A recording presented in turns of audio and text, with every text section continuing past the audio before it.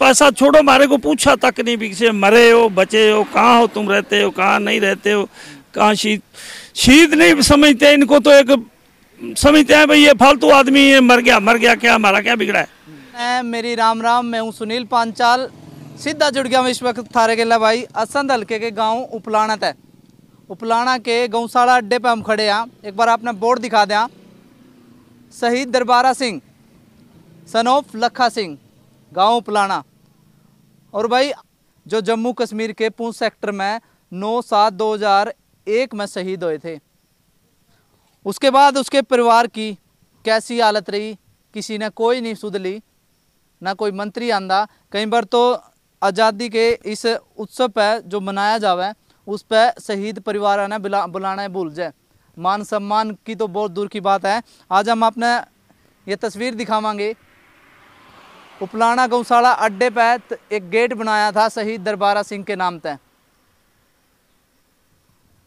शहीद दरबारा सिंह के नाम पे गेट बनाया था। भाई गेट की हालत देख लो, फिलहाल गेट तो टूट गया है। दोबारा से किसी ने भी ग्राम पंचायत ने, किसी भी मंत्री ने सुध नहीं ली इस गेट की भाई दोबारा से बनाया जाए। उसकी यादगार में ये गेट बनाया गया था। आज शहीद दरबारा सिंह की इस स्मारक में पहुँचे हैं और पहुँचने के बाद यहाँ पर तिरंगा झंडा लगाया। भाई जिस तिरंगे झंडे वास्ते शहीद दरबारा सिंह ने बलिदान दिया, अपने परिवार तक की परवाह नहीं करी, देश और इस झंडे के मान सम्मान वास्ते शहीद हो गए थे जम्मू कश्मीर में। उनके पिताजी तक भी बात करेंगे। फिलहाल एक बार कैमरामैन तक कहूँगा भाई तस्वीर दिखा दे एक बार क्लोज आकर भी। आज जो इसका प्रतिमा को, शहीद दरबारा सिंह की प्रतिमा को तिरंगे झंडे से सजाया जा रहा है, क्योंकि असली बलिदान इन्होंने दिया है देश के लिए। और बलिदान देने के बाद आप देख सको भाई परिवार की क्या हालत है, क्या नहीं है। फिलहाल मंत्री नेता बड़े बड़े दावे करता है भाई तिरंगा झंडा क्या है। तिरंगे झंडे की असली मायना शहीद दरबारा सिंह जाना है और उनका परिवार जाना है। क्योंकि पहला भी मैंने एक खबर चलाई थी भी तिरंगे का सम्मान उस शहीद की पत्नी तक पूछो, उस शहीद की माँ तक पूछो, उस शहीद के बापू तक पूछो, उस शहीद की बाण तक पूछो कि इस तिरंगे की कीमत क्या है, इस तिरंगे का सम्मान क्या है।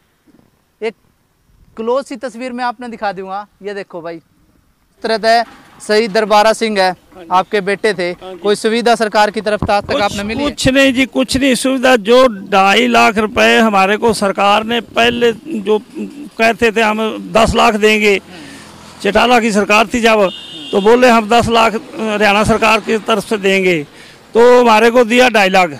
उसके बाद हमारे को एक पैसा छोड़ो, हमारे को पूछा तक नहीं भी किसी मरे हो बचे हो, कहाँ हो तुम, रहते हो कहाँ, नहीं रहते हो कहाँ। शहीद नहीं समझते इनको, तो एक समझते हैं भाई ये फालतू आदमी है, मर गया क्या, हमारा क्या बिगड़ा है।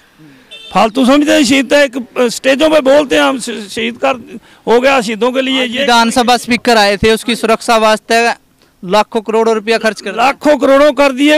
इनके लिए तो नहीं कुछ जी, उनके लिए तो उनके रुपए हैं, वो लगाने वाले हैं, वो मालिक हैं। इनको कौन पूछता है, हमारे जैसे को कौन पूछता है। बिल्कुल भी नहीं किसी ने पूछा आज तक, ना कुछ ने हमारी सुनवाई की है, ना सुनवाई की। हमारे को वहाँ पास में भी नहीं आने देते। पीछे हट जाओ मंत्री साहब। आज भी हम गए थे, मैंने गेट के बारे में बोला था, हाँ हो जाएगा, पीछे हट जाओ, सुरक्षा है, पीछे हट जाओ। देखो जी, जब एक मंत्री, जब नेता वोट मांगना हुआ, उस टाइम कोई भी सुरक्षा उस मंत्री नेता ने नहीं दिखती, ना उस टाइम कोई खतरा दिखता किसी भी वोटर तक। जब अब बन गए ना, जब एक पिता, शहीद का पिता जब बात करने जावे, क्योंकि उसकी याद में पूरा एक गेट बनाया गया था, वो गेट किसी कारण टूट गया था, लेकिन उसके बाद भी इस गेट की किसी ने सुध नहीं ली दोबारा। ना तो ग्राम पंचायत ने कोई इस पे काम चालू कराया, ना किसी सरकार ने। जब सरकार आज जो विधानसभा के स्पीकर ज्ञानचंद गुप्ता यहाँ पर आए थे, अंकल जी ने बात करने की कोशिश करी, तो सिक्योरिटी गार्ड ने दूर हटा दिया और कह दिया कोई नहीं, हो जाएगा। लेकिन कुछ सवाल हमने भी मंत्री तक करे थे जरूर। तो मैंने कहा सर ये बात है, ये मजबूरी, गेट गिर गया, 3-4 साल हो गए ना, तो कोई सुनवाई नहीं हो रही हमारी।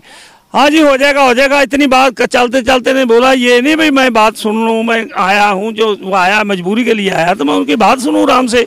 उधर तो कहते हैं हम शहीदों के लिए ये कर देंगे, शहीदों के लिए वो कर देंगे, और 5 साल बाद 5-6 साल बाद आपके हमारे को बुलाया, कभी बुलाया भी नहीं था, किसी समागम में भी नहीं बुलाते थे।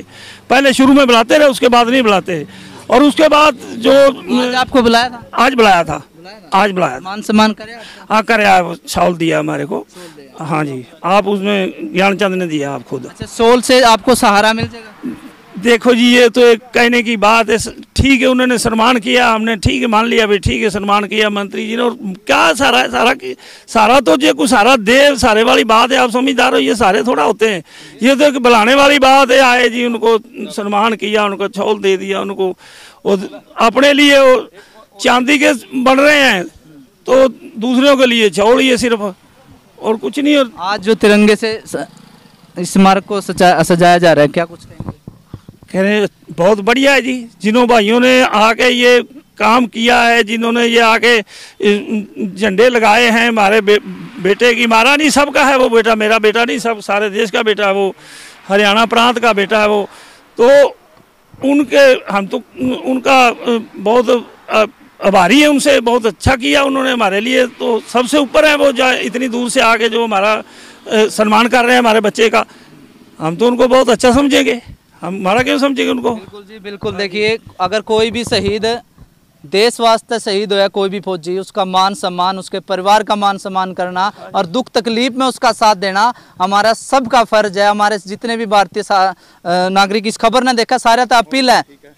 अपील यह है कि जो भी शहीद परिवार है भाई, जो मदद की जरूरत है उसकी मदद करा करो, उसका उत्साह बढ़ाया करो, उसके परिवार तक जाकर मिले करो, ताकि उसने कमी ना महसूस हो, उस फौजी की, उस शहीद की कमी ना महसूस हो। सरकार तो बिल्कुल भी नहीं पूछती हमारे को। जो पहले दिन वो दे दिया इन्होंने, दे दिया 2.5 लाख की ग्रांट दी हमारे को, दी। चलो हमें ग्रांट की भी छोड़ो बात, कुछ नहीं, ग्रांट वाली भी कोई सारी उम्र किसी की थोड़ा है, बाकी में आदमी कभी ना कभी आके पूछना तो फर्ज है भाई, क्या हाल है, तुम मरे हो, बचे हो, कुछ तुम्हारे को दिक्कत है, कोई ये 3-4 साल हो गए गेट गिरा है, कई दफ़ा गए हैं, कोई सुनवाती। 3 साल हमारे को सरपंच साहब ने ला के पागल बना के रखा है, अब बनाता हूँ। आखिर में ऐसे ही जैसे आप आए एक दिन, मीडिया वाले आ गए, अपने आप ही आ गए, हमने बुलाए भी नहीं बेचारे को, हमारे को पता भी नहीं था।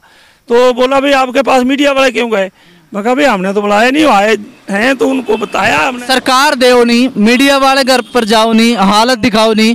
अगर गरीब ने कोई मीडिया वाला दिखा दे तो सरकार ने उस पर एलर्जी हो जाए तो कॉपीराइट क्लेम तय कर दिए। अगर कोई भी बच्चा बिना कपड़े के दिखेगा तो उस गरीब को नहीं दिखाना, क्योंकि उस गरीब पे कॉपीराइट है, उस गरीब की मदद नहीं कर सकते। हमारे गेला भाई मौजूद है,